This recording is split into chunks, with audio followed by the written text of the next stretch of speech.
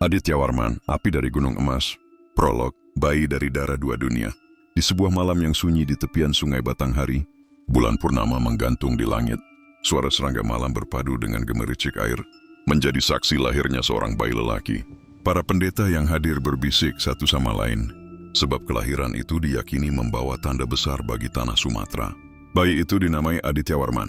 Dalam nama itu, terkandung harapan agar ia bersinar laksana surya dan tegar bagaikan baja. Mundir adalah keturunan bangsawan Melayu yang masih menyimpan darah Sriwijaya, dan melalui ibunya ia terhubung dengan Majapahit di Jawa. Sejak awal ia ditakdirkan untuk memikul dua warisan besar, kejayaan Bahari Sriwijaya dan hegemoni daratan Majapahit. Bab 1. Masa kanak di antara sungai dan gunung. Aditya Warman kecil tumbuh di antara alam yang subur. Sungai Batanghari menjadi saksi keinginannya untuk menjelajah, sementara gunung-gunung di Minangkabau menyalakan tekadnya untuk mendaki setinggi mungkin. Ia belajar membaca aksara, memahami kitab-kitab Dharma, serta mendengarkan kisah nenek moyang dari para pendeta. Setiap malam, ibunya meninabobokkan dia dengan cerita tentang Sriwijaya, kerajaan yang menguasai lautan dari Melayu hingga negeri jauh di Semenanjung. "Nak," ujar ibunya, "ingatlah, kau bukan hanya anak dari sebuah kampung di Sumatera.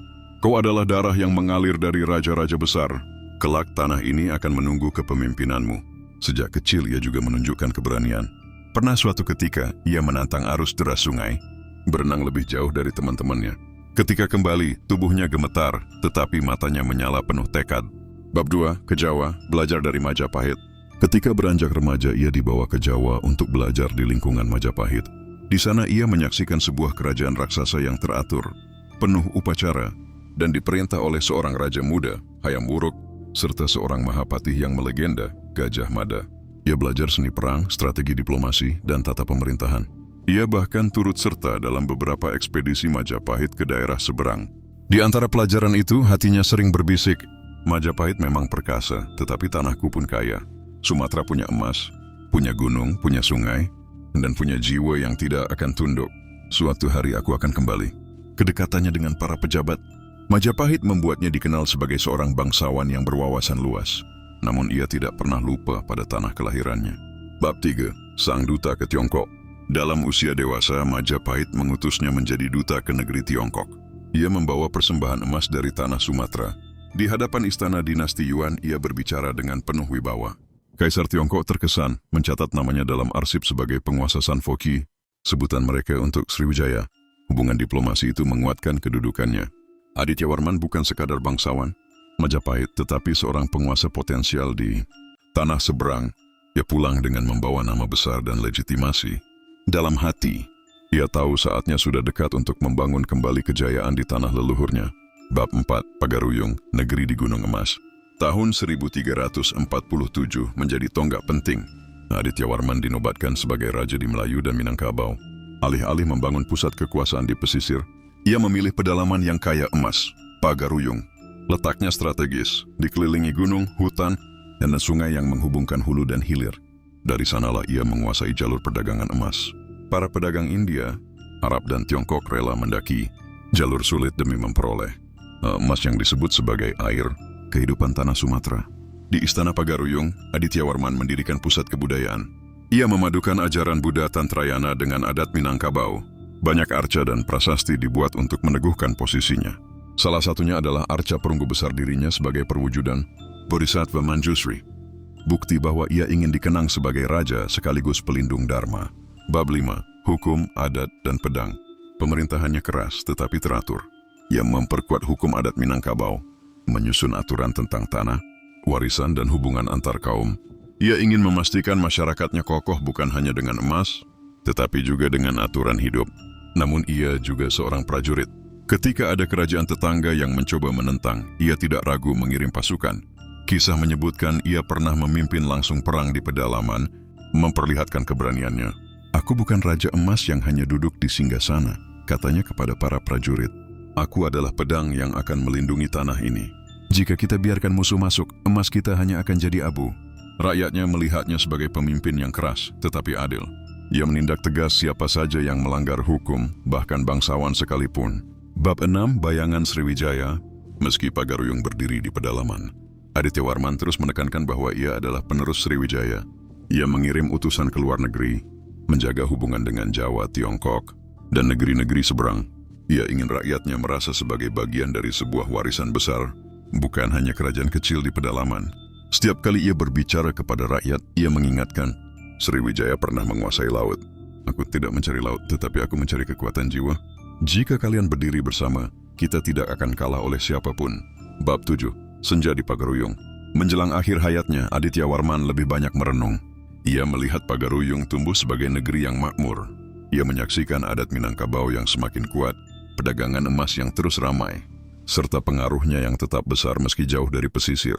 Namun, ia juga tahu bahwa masa depan penuh tantangan. Majapahit mulai melemah, perebutan kekuasaan di Nusantara semakin rumit, dan Pagaruyung pun tidak selalu aman dari perebutan internal.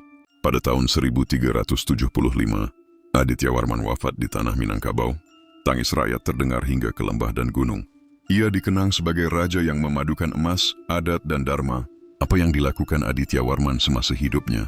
Menjadi duta Majapahit ke Tiongkok, memperkuat diplomasi Nusantara, mendirikan kerajaan Pagaruyung di pedalaman Minangkabau, menguasai jalur emas di Sumatera, menjadikan Pagaruyung pusat ekonomi, menyebarkan ajaran Buddha Tantrayana, membangun arca dan prasasti, memperkuat hukum adat Minangkabau sebagai landasan sosial, menyatukan kembali warisan Sriwijaya dengan kebudayaan lokal, menjadi simbol kebangkitan Melayu Minangkabau di abad ke-14.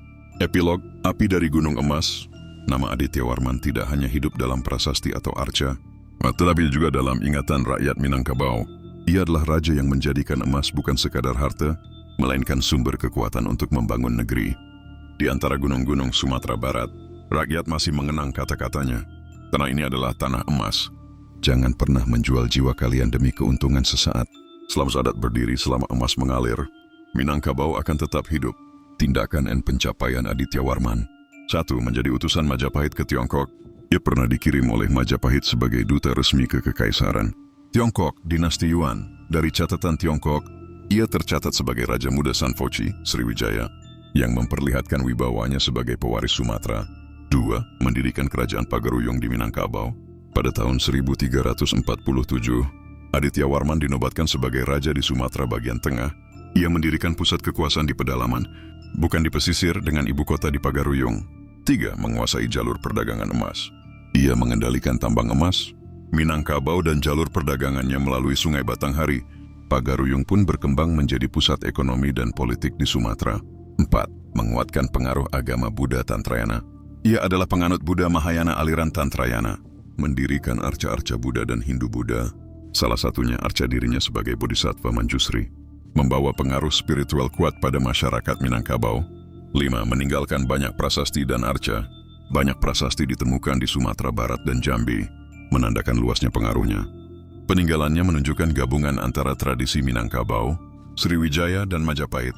Next, memperkuat adat Minangkabau. Di bawah kekuasaannya, hukum adat diperkuat dan dijadikan dasar kehidupan masyarakat. Warisan ini bertahan hingga kini dalam sistem sosial Minangkabau. 7. Menyatukan warisan Sriwijaya dengan kebudayaan lokal. Ia membawa identitas besar Sriwijaya ke Minangkabau, menjadikan rakyatnya merasa sebagai bagian dari kejayaan lama yang diperbarui. Ia 8. Memimpin peperangan dan mempertahankan wilayah. Ia dikenal tegas terhadap ancaman dari kerajaan tetangga. Pasukannya menjaga jalur perdagangan emas dan mengamankan wilayah Pagaruyung. 9. Menjadi simbol kebangkitan Melayu dan Minangkabau.